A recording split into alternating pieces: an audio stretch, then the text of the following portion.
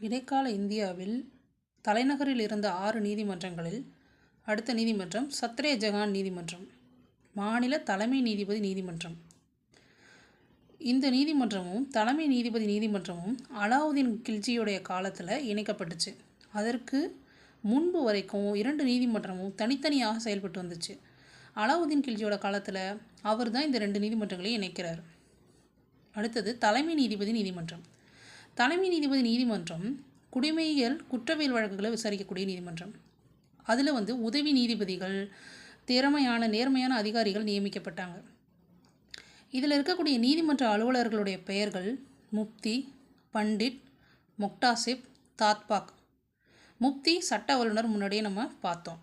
மொக்டாசிப் அப்படிங்கிறவர் அரசு வழக்கறிஞர் தரப்பில் இருக்கக்கூடியவர். தாத்பாக் அப்படிங்கிறவர் நிர்வாக அலுவலர். இதெல்லாம் தலைமை நீதிபதி நீதிமன்றத்துக்கு கீழே வரக்கூடியது. அந்த அலுவலர்கள் தான் இவங்க எல்லாரும்.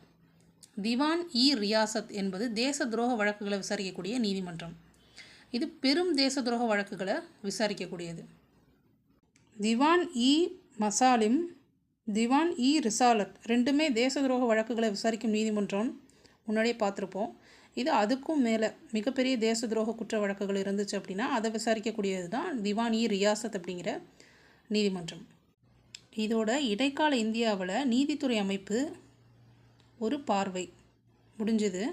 மறுபடியும் முதல்ல இருந்து ஒரு தடவை பார்த்துடலாம்.